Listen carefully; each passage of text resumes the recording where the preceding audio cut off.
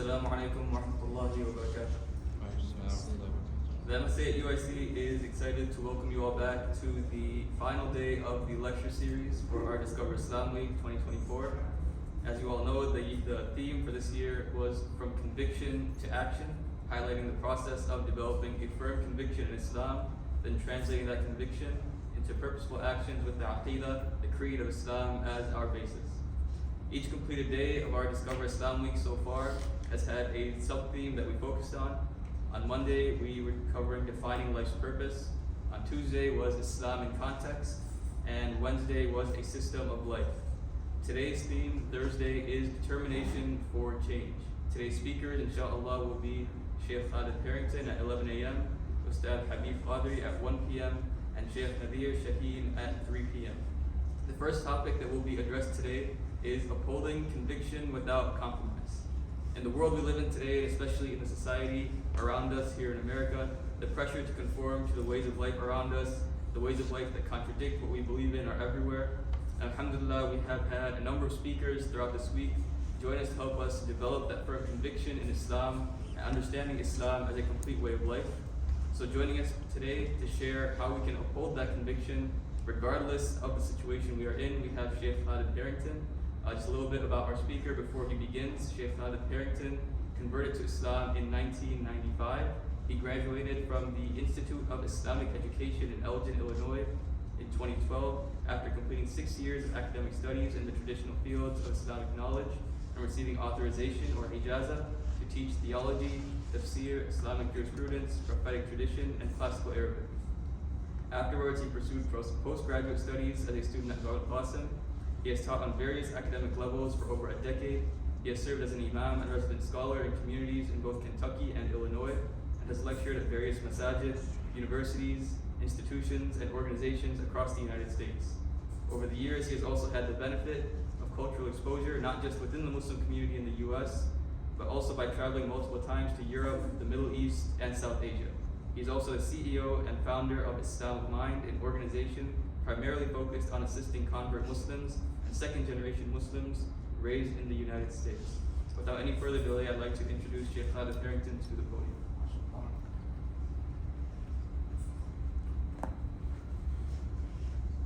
Assalamu alaikum.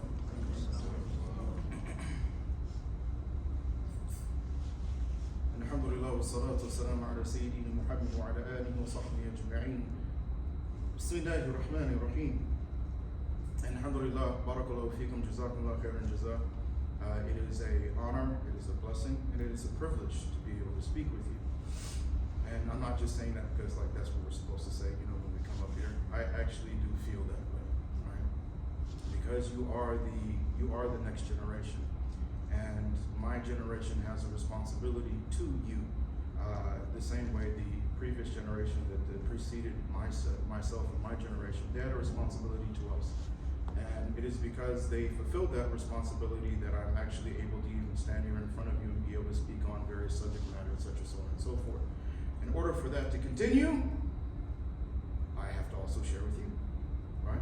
So now we are in this partnership, if you will, generational partnership, where now I'm going to, what was put into me, hopefully, inshallah, by the barakah and the fadl of Allah subhanahu wa ta'ala, hopefully it will come out from me and it will go into you. And you will, inshallah, will fulfill its rights, its responsibilities. May Allah ta'ala make it easy for all of us. And you will share it with the generation that comes after you, inshallah. I know you're young enough that seems kind of like, we need generation that comes after us. Oh yeah, don't worry about it. I've lived long enough now that I have taught students when they were 10, 11, 12 years old, and now they're in their 30s with wives, kids, and they're like, so my favorite question, how was your 20s, right? And they always give me the same look, I don't know what happened. It just happened, and next thing you know, I'm 33 years old. I don't understand what happened. Right? That's life. That's how fast it goes. And in relation to that, right? So this question of how do you first of all, you have to generate conviction, right? You have to generate conviction first. You have to generate yaqeen first. Then you have to maintain it, inshallah. And then that maintenance requires that you do not compromise yourself, your deed, your beliefs. Isn't that what it is? So when we're saying we don't want to compromise, that's what we're talking about. I don't want to compromise who I am and what I believe as a Muslim. That's what we mean. Allah subhanahu wa ta'ala says في القرآن الكريم الحمد لله رب العالمين بسم الله الرحمن الرحيم إن الذين قالوا ربنا الله ثم استقاموا تنزل عليهم الملائكة ألا تخافوا ولا تحزنوا وأبشروا بالجنة التي كنتم توعدون. So Allah subhanahu wa ta'ala says in Surah Al-Fussilat that those who say, they've said, ربنا الله, that our Rabb is Allah, ثم استقاموا, and then they usually translate their steadfast, right? Istiqama, right? You'll recognize like this qama, right? That comes at the end. The root words, the root letters for it, qaf, waw, and mim, are the same words. It is the same root origin, if you will, for iqama, right? So iqamatu salah. So what does it mean? When you stand, and you're going to stand for something. When we're calling the iqama, it's not about just like, well, we just want everybody to stand. Please stand up wherever you're at. No. Stand for something. Stand for the truth. Stand for reality. Stand for your Rabb. Stand for your purpose in life. That's the reason why. What comes before it? Hayya ala salah, hayya ala falah, qad qamati salah. You want success? Stand up for it. Your purpose in life? Ibadatullah. Salah. Stand up for it. So istiqama is not just about like saying steadfast. It means stand up for what you believe. So in the word istiqama is the understanding of don't compromise who and how you are. But there's a bigger question before we can even get to that point. Because we got three things here, right? You got first like my deed. Then there's me, where I have to be like steadfast in it. And right after that means don't compromise, meaning it's going to be challenged. My steadfastness, my consistency, who I am is going to be challenged. And when it is challenged, I can't compromise. So 1, 2, 3. The issue is that to get to 2, we have to develop that conviction that we're talking about, yaqeen. So you got to get to step 2 before we can even talk about compromising. My question to you is this: do you know what you believe? Do you know what you believe? Because as like over the years, mashallah, I have had like Topi wearing shawar al-qamis, big long lihya, and his aqidah, you ask him questions about like basic aqaid, basic what do we believe? What is truth? What is reality? Right? Qat'iyya, meaning like definitively from Quran and tawatur al-hadith. What is it? And ask them questions, and they can't answer. They can't answer. I talk to young people, basic questions, they can't answer. So the first step is you have to know what you believe in the first place. You have to know your deen. And unfortunately, a lot of times people think that means learning fiqh, jurisprudence, the legal actions, right? So now we have discussions, raise your hands or not raise your hands, or like, should my finger go like this, or should my finger go like this, or like, Ya Allah, la hawla wa la quwwata illa billah. Those are like the literally, it is the how to perform actions. It's something that you're supposed to cover maybe 2 times, once when you're younger at a basic level, then catch that intermediate level, like mashallah, and if there's something advanced, question-wise, you go to those authorized authority individuals within our communities to seek guidance. Done. So basically you cover fiqh 2 times, and you're good. Why? Because you covered the how-to. How many of us, like, you know, you get a new cell phone? Do you read the owner's manual for every? No. You don't, do you? Yeah, we have a general understanding of how it functions. I don't need it. It's basically going to be just like the previous one. I understand. I don't need like a long class. I don't need to engage in all kinds of discussions and this and that and the other about how the phone works. I want to use the phone. I don't care about the components on the inside. I want to sit there and discuss it. I want to be able to use the phone. So for us, the understanding of fiqh, the understanding of jurisprudence, the how-to is to learn it so that we can do it. Now, if you are capable of doing it, you're done with that. As far as like academic discussions about like, should I do this or should I do that? And this is different madhab and that madhab and so, those are academic discussions for academians, for scholars, for ulama. Pick a madhab, learn it, run with it. They're all correct. But now here's the part. Why we are distracted with that, along with this false understanding of community service, social service. Between these two distractions, neither one of them understood properly. Both of them, part of our deen, cornerstones of our deen, but neither one of them understood correctly. Why? Because of this. Aqeedah. For us as Muslims, it is the explanation of truth and reality. When I say, for instance, what is the first aspect of our Aqeedah? La ilaha illallah. Is that just a belief? Do we just have faith in that? No, it is explanation of a truth, a reality. A functioning truth, a functioning reality, an inescapable truth, an inescapable reality. That's what we mean when we say this qat'i. That this is a truth and reality. You can ignore it if you want to. That's fine. You can move through this whole life for the duration of your whole life in a delusion, in a fantasy. People do it all the time. The vast majority of people do it all the time. It's easy. If that's what you want to do, you can do that. It's comfortable. It's convenient. It's familiar. It'll make you feel, get that whole like, superficial, very generic, warm and fuzzy feeling inside. But eventually you're going to run into that place. You're going to run into that place now where things are not going your way. They're not going the way that you want. And you start to, as you get older, certain other realities, social realities, human frailty realities that you're going to be exposed to, that you're going to experience. And when you do, big questions are going to pop up in your heart and in your mind.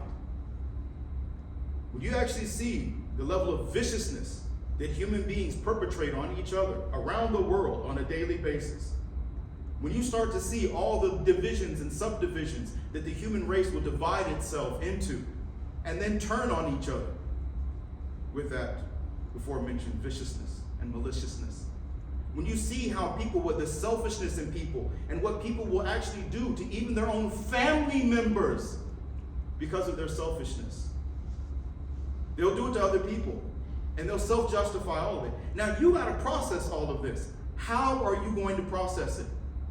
And that's, by the way, I'm just giving you like, that was a Costco taste testing, by the way. That's a Baskin Robbins little pink spoon taste testing. What you're actually going to get is going to be way worse. What you're actually going to see and experience of your life is actually probably going to be way worse than what I'm talking about right now, if you're paying attention. So the question is how are you going to process that? You need a filter, you need a framework. That's where Aqeedah comes in. Common question. How come all these bad things happen if there's God? It is one of the most common questions that I get. It's like I wait for it. During interfaith, I wait for this question to come. So I know it's coming. Just wait for it, wait for it. First question, no, that wasn't it. Second one, no. Oh, it's going to be the third. Ah, there it is. How come if there's a God, does all this bad stuff happen to people? Now, how do you answer that question?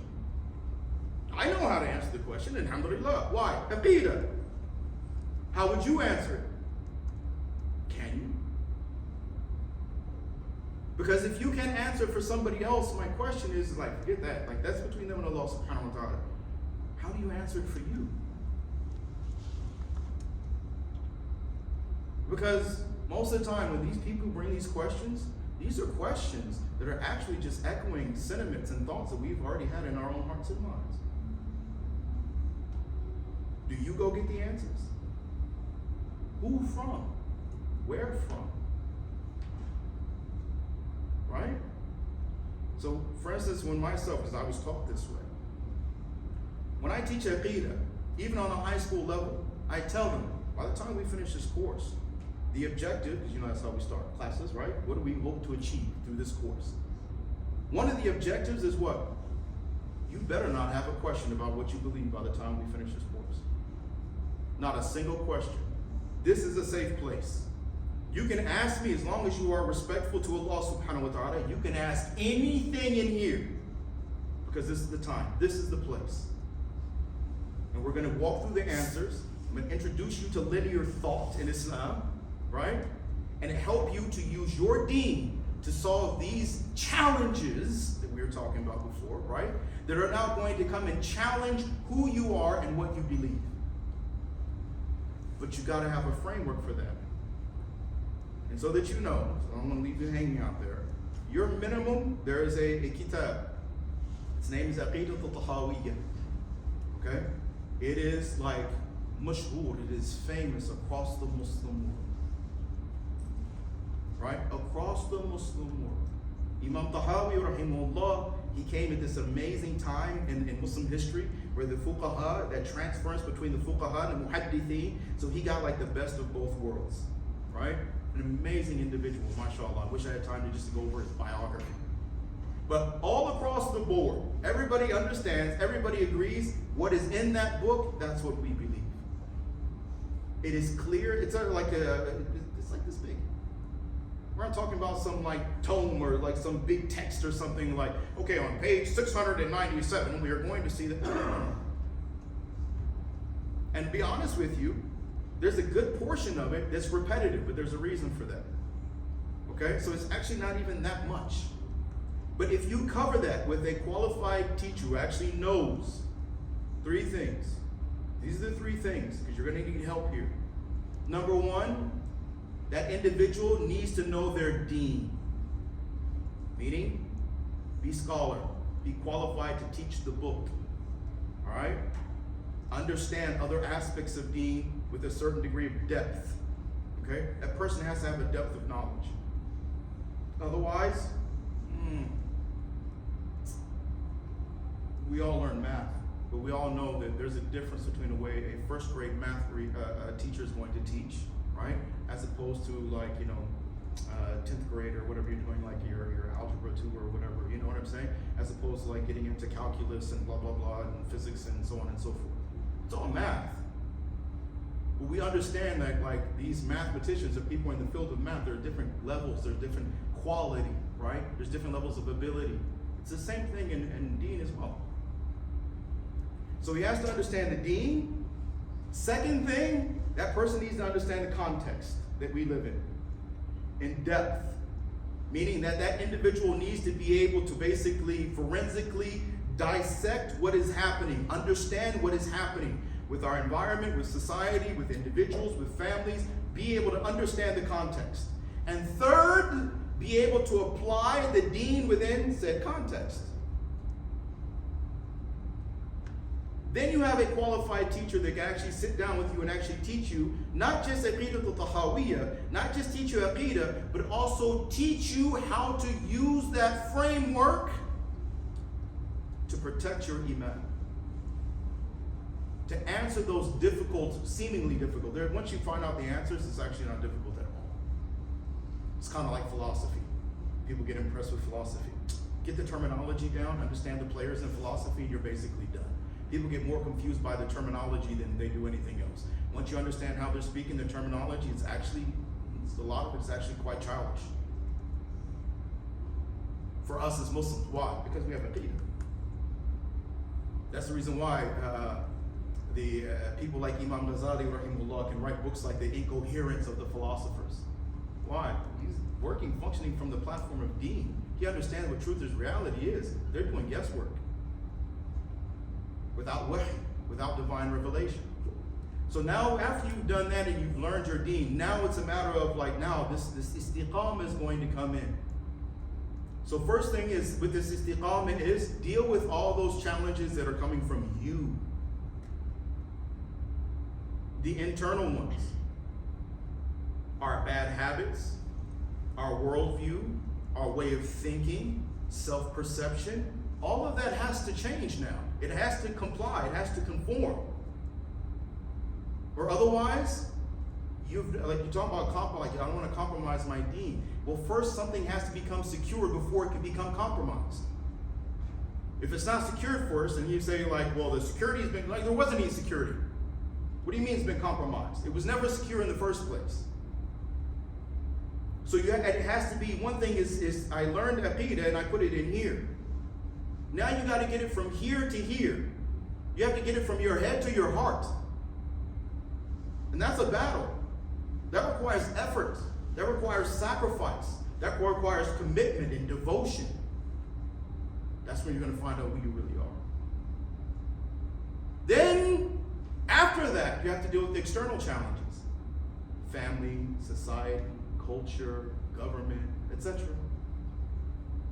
Peers and your friends, and now we have to deal with the whole social media, wildfire that turns everything into chaos. Right? Now you have to deal with all of that. And the challenges are going to come externally. Now, once you're in a place where you feel like comfortable handling both of these, there's at least a certain degree of balance. That's a certain degree of security. At that point in time, now, that's when you are ready to say, now, I need at least, I'm meeting my bare minimum. Okay? Now, with this, I got to hold on. Because those challenges, internal and external, are going to keep coming. Why? Because of the answer to the question. Why does bad things happen to good people? If there's a God, why all the poverty? Why all the crime? Why all the murder? Etc. The answers to these two are exactly the same. Because this is Darul Imtihan. This is the realm of being tested. In the same way, you are in an academic institution, pursuing an advanced education, right? Which means there are exams, isn't there? You're graded. And with that grade comes a certain pecking order or a status which is achieved or failed to achieve, right? Now, when you go take those exams, my question to you is this. When you start to put a wrong answer down, does the professor come running over to stop you? Hold it up! That's the wrong answer. Put this one. Doesn't. Everybody who's taking that exam has to be left alone to put their own answers. Why? Why is that okay? They're making so many mistakes. This guy still hasn't put his name on his paper. We don't even know he's going to fill it out. We don't even know who he is. So many mistakes are being made. Some people are going to fail the exam even.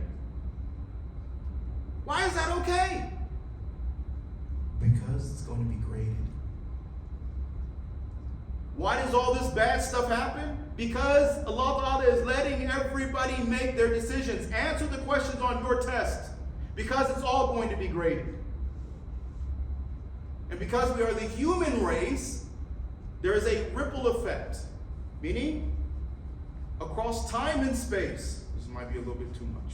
You might look at it here. Across time and space, human beings, we create ripples throughout time and space. We're Muslims because of these ripples.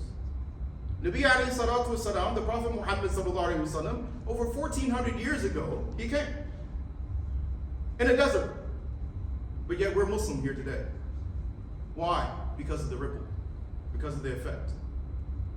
Now, if you can understand that, then understand that every, 8 billion people on the planet, every time one of them makes a decision, every time one of them acts, every time one of them speaks, it creates a ripple effect.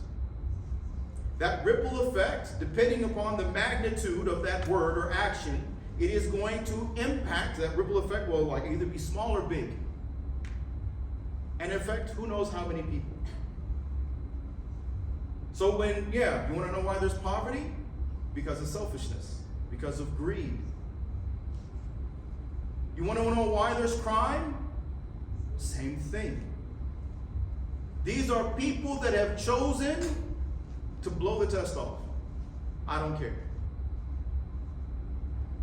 So now instead of sitting down and taking the exam and focusing and trying to be successful and getting that status that comes with the good grade, These are the monkeys that are hanging from the ceilings and running around and bothering people and annoying people and making it harder for everybody else to take their exams. That's what they do. That's what they do. And you're going to have to face that ripple effect from all those other people as you try to take your exam yourself. Could be your parents and family members. Again, could be like a non-Muslim, could be Muslim, society in general, like who knows? It comes from all, could be like health challenges, you gotta deal with that. Social challenges, governmental challenges, like we did the whole COVID thing and everything, that was a challenge, right? And we saw how people acted, didn't we? We saw how people responded when they were faced with a challenge that required them to do what? You are going to, for the sake of the benefit of everybody, because there is a serious health issue here in front of all of us, globally, you're going to have to sacrifice your selfishness for a period of time. And people tripped out, lost their minds. Literally, they're in the stores fighting over toilet paper and water bottles.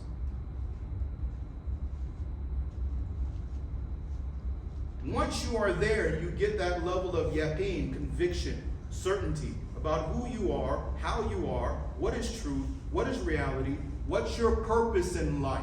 And you are focused on fulfilling your purpose in life. Now this is the time where you're going to have to do what? Don't compromise. Don't compromise. What does compromising mean? Don't compromise truth and reality. Don't sacrifice truth and reality for the sake of somebody else's delusion. Even if it's your parents, or a spouse, or your best friend, a teacher that you may be like, mashallah, you may be connected with. For anybody. Do not compromise who you are, how you are, what you believe. Who you are, Muslim. How you are, hopefully with the akhlaq of Nabi alayhi salatu wasalam. Right? With this understanding that, like, this is hard. I'm not going to be, as a Muslim, especially living here, we were talking last night, or we finished the program last night. When I go overseas, when I go to Medina, and alhamdulillah, I was telling them about the first time I went, and they, they asked, like, where are you from? Ameriki. And their minds were blown. You're in America? But it's not the way you think, because I was thinking, like, oh, here we go, right? I remember when to India, everybody, their mama was trying to get me to sponsor them to come over here, and like, like, oh, it was a nightmare. No, complete shock and surprise, subhanAllah. He says, you guys are amazing. I'm like, in America? You need to come visit us, like, you might change your opinion. But then he explained, and I found out that I was wrong. I was the one that didn't have the proper understanding. He says, here in Medina, Salat is easy, dhikr is easy, Tilawatul Quran is easy, everything, tahajjud is easy, everything is easy for us. This is Medina. You feel it yourself when you go. You finish 2 rakats and stand up, you're like, oh, 2 more, Allahu Akbar. Right? No pause, no, like it's nothing. You'll find yourself sitting from one salat to another salat and be like, oh, hear that, oh, mashallah. Right? If only I could do this at home. So he says that like it's easy here. He said, you guys are like, there's women running around naked all over the place. You got the homosexual thing that's going on. There's alcohol, there's drugs, there's gambling, there's kufr and shirk everywhere. It's like, and you guys make salat 5 times a day in that environment? Really? Like you give zakat, you fast during Ramadan? It blows their minds.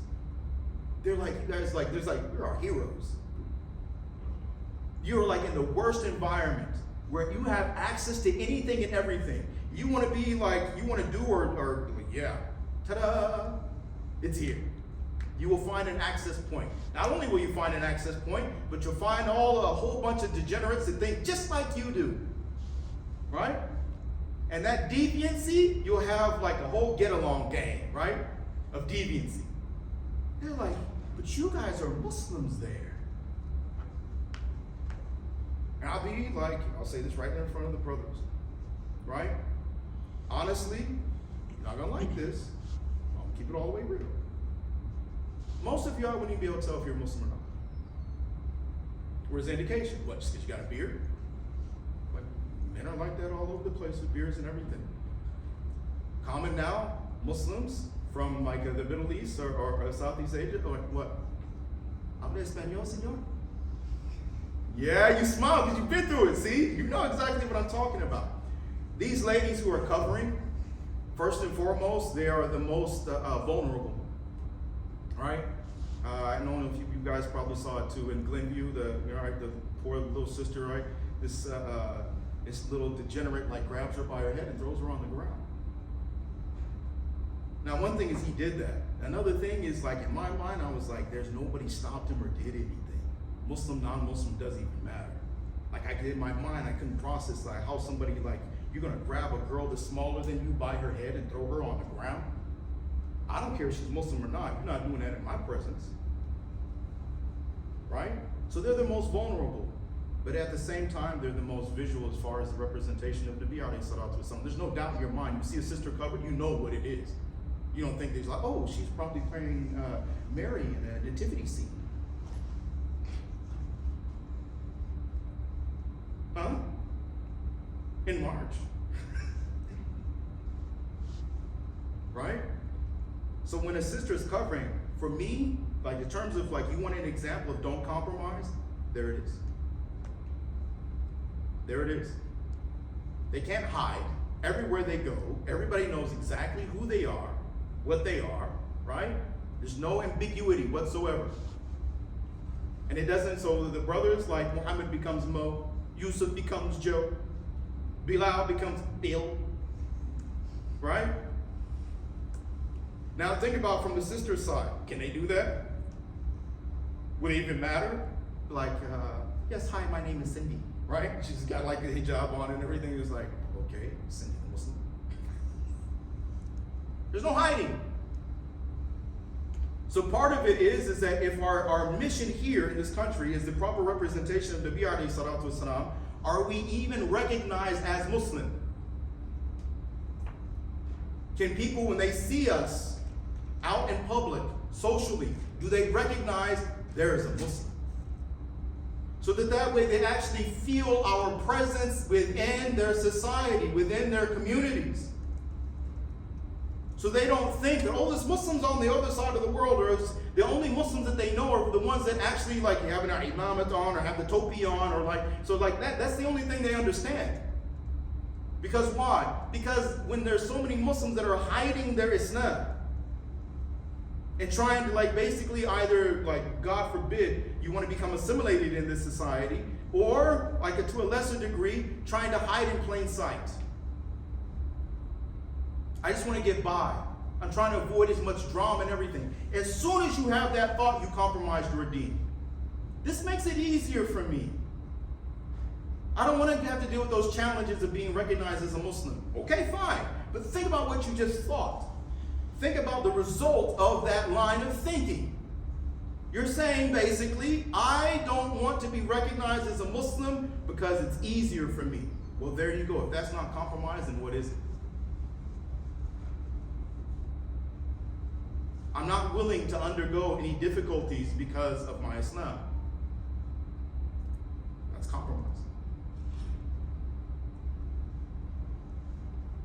So first, before we can even get into like a lot of Muslims, let's be honest, are not even really like, for them, don't compromise your deen, meaning like whatever part of it you happen to understand at this point, it may be accurate, whatever part of it you may be practicing, at least hold on to that much.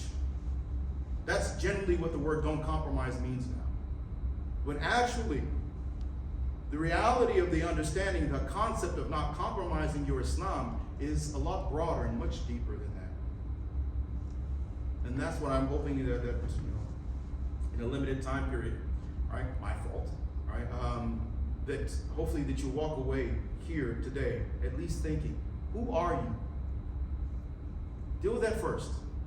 Because once you understand that, you understand who you are, what you believe, what is truth and reality, what's your purpose in life, lock all those down.